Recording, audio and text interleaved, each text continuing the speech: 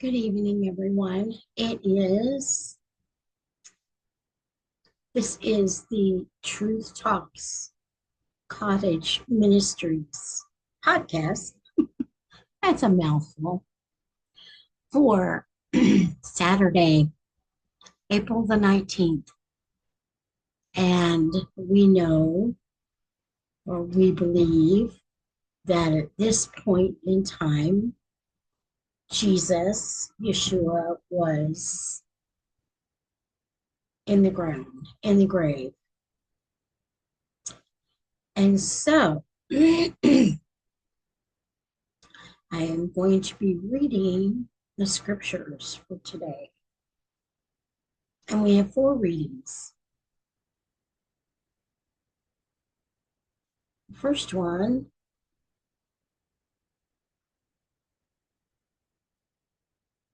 is from Genesis 1 through 22. A lot of glare on my glasses tonight. See, that's better. I look that direction. Okay, so here we go.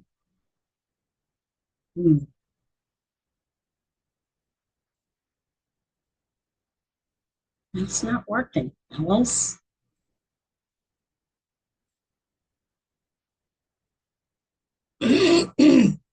In the beginning, God created heaven and earth. Now, the earth was formless, void. There was darkness over the deep, with a divine wind sweeping over the waters. Let me make this a little bit larger.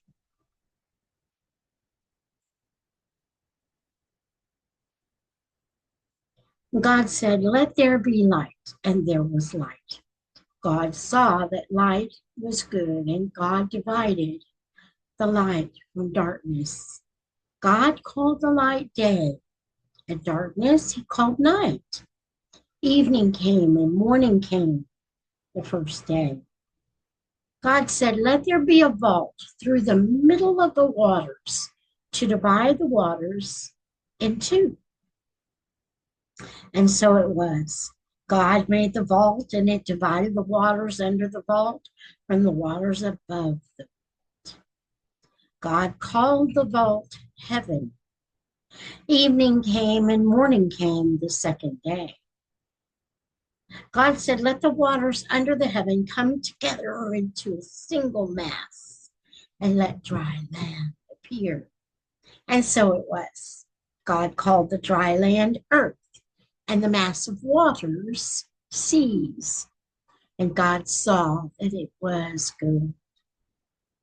God said, "Let the earth produce vegetation, seed-bearing plants, and fruit trees on earth, bearing fruit with their seed inside, each corresponding to its own species." And so it was. The earth produced vegetation, the various kinds of seed-bearing plants, and the fruit trees with seed inside, each corresponding to its own species.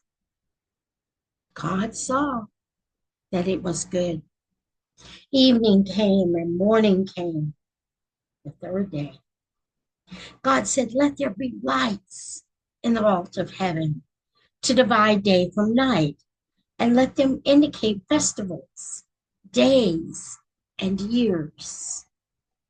And these we know as Messianics, who know the good Hebrew word here is Moedim, which are the appointed times, the feast days for Yahweh. Let them be lights in the vault of heaven to shine on the earth. And so it was. God made the 2 great lights, the greater light to govern the day, the smaller light to govern the night, and the stars.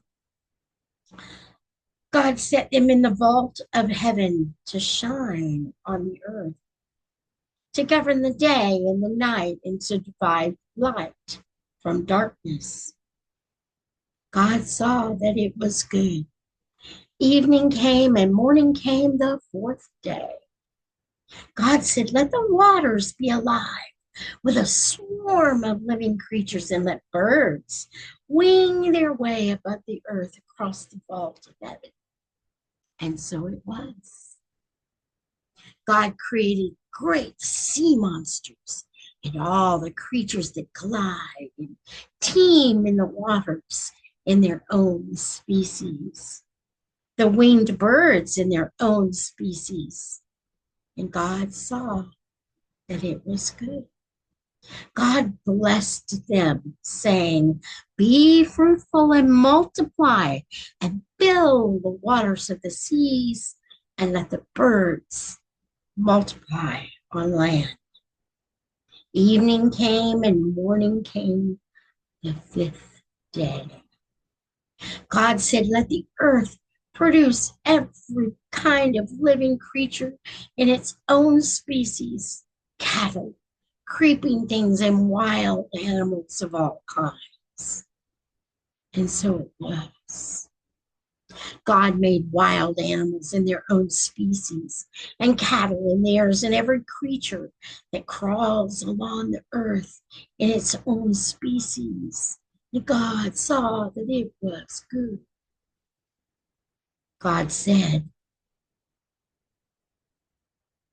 "Let us make man in our own image, in the likeness of ourselves, and let them be masters of the fish of the sea, the birds of the heaven, and the cattle, and all wild animals, and all the creatures that creep along the ground."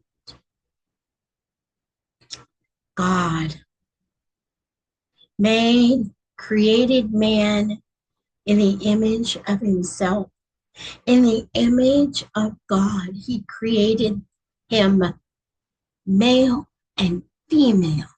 He created them.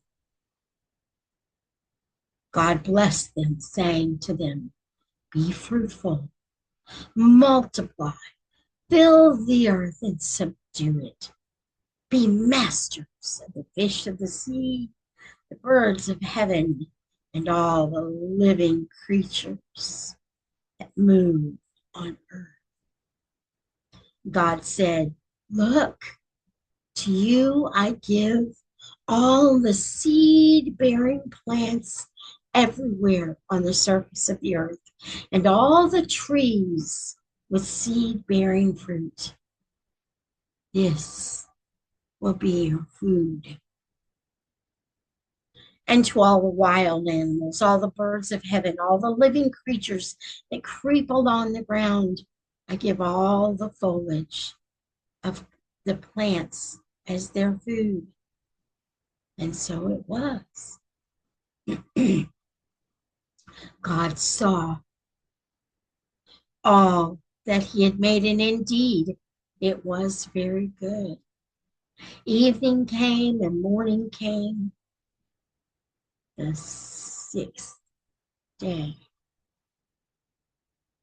Thus heaven and earth were completed with all their array. On the seventh day, God promised he had completed the work he had been doing.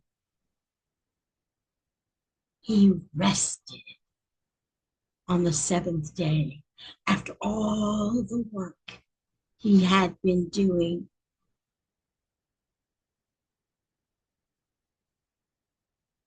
And so God right now is at rest. The responsorial psalm is Psalm 104. Lots of verses, 1 through 2, 5 through 6, 10, 12, 13 through 14, 24, and 35. A prayer of someone afflicted who in misfortune pours out sorrows before Yahweh. Yahweh, hear my cry. Let my cry for help reach you. Do not turn away your face from me when I am in trouble. Bend down and listen to me when I call Be quick to answer me. You fixed the earth on its foundations forever and ever. It shall not be shaken. You covered it with the deep like a garment, the waters overtopping the mountains. In the ravines, you opened up springs running down between the mountains. On their banks, the birds of the air make their nests. They sing among the leaves. From your high halls, you water the mountains, satisfying the earth with the fruit of your works. For cattle, you make grass grow, and for people, the plants they need to bring forth food from the earth. How countless are your works, Yahweh, all of them made so wisely. The earth is full of your creatures. May sinners vanish from the earth, and the wicked exist no more. Bless Yahweh, oh my soul. And the Gospel of Luke. Luke 24, verses 1 through 12. On the first day of the week, at the first sign of dawn, they went to the tomb with the spices they had prepared. So tell me, what is the first day of the week?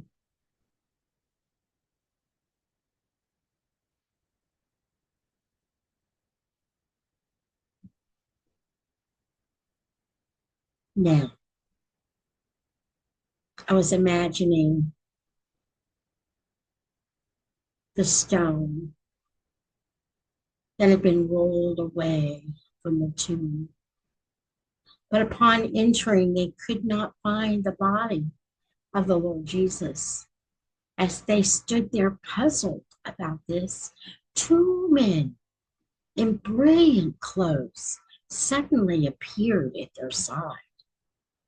Terrified, the women bowed their heads to the ground. But the two of them said, "Why look among the dead for someone who is alive? He's not here. He has risen. Remember what he told you when he was still in Galilee? That the Son of Man was destined to be handed over to the power of sinful men and be crucified and rise again on the third day." And they, the women, remembered his words. And they returned from the tomb and told all of this to the 11 and to all the others. The women were Mary Magdalene, Joanna, and Mary, the mother of Jesus.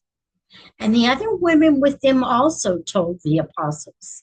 But this story of theirs seemed pure nonsense, and they did not believe them. Peter went out, however, went off to the tomb, running. He bent down and looked in and saw the linen cloths, but nothing else.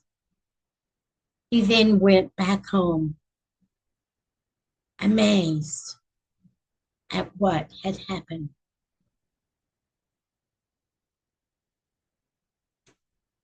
Okay, and our last reading is Genesis 22, 1 through 18. It happened sometime later that God put Abraham to the test. "Abraham, Abraham," he called. "Here I am," he replied. God said, "Take your son, your only son, your beloved Isaac, and go to the land of Moriah, where you are to offer him as a burnt offering on one of the mountains, which I shall point out to you." Early next morning, Abraham saddled his donkey and took with him two of his servants and his son Isaac. He chopped wood for the burnt offering and started on his journey to the place which God had indicated to him. On the third day, Abraham looked up and saw the place in the distance. Then Abraham said to his servants, "Stay here with the donkey. The boy and I are going over there. We shall worship and then come back to you." Abraham took the wood for the burnt offering, loaded it on Isaac, and carried it in his own hands the fire and the knife. Then the two of them set out together. Isaac spoke up to his father. "Father," he said. "Yes, my son," he replied. "Look," he said, "here are the fire and the wood, but where's the lamb for the burnt offering?"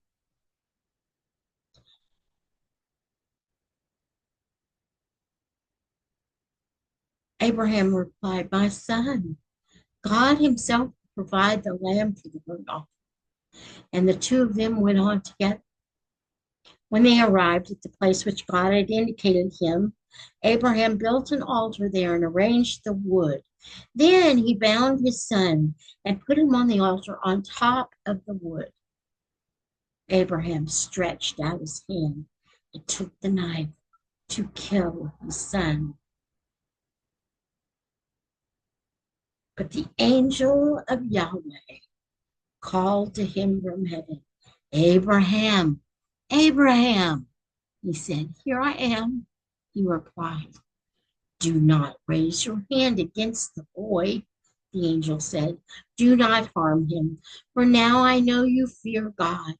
You have not refused me your only beloved son." Then looking up, Abraham saw a ram caught by its thorns in a bush. Abraham took the ram and offered it as a burnt offering, 2 pieces of silver.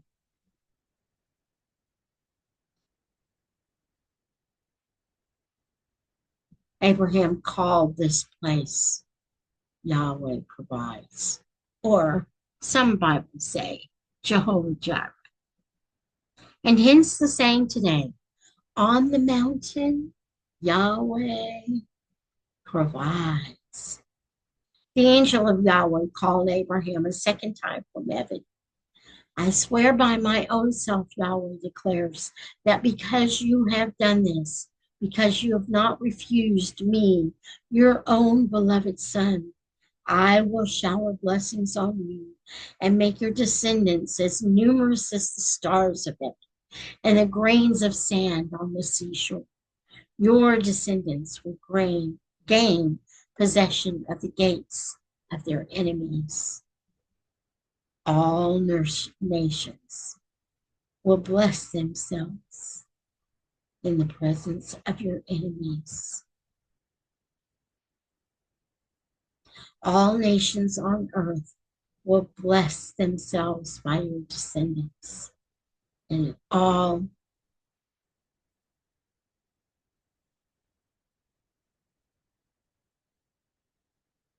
nations on earth will bless themselves by your descendants, because you have obeyed my command. And until next time, be still and know that He is God.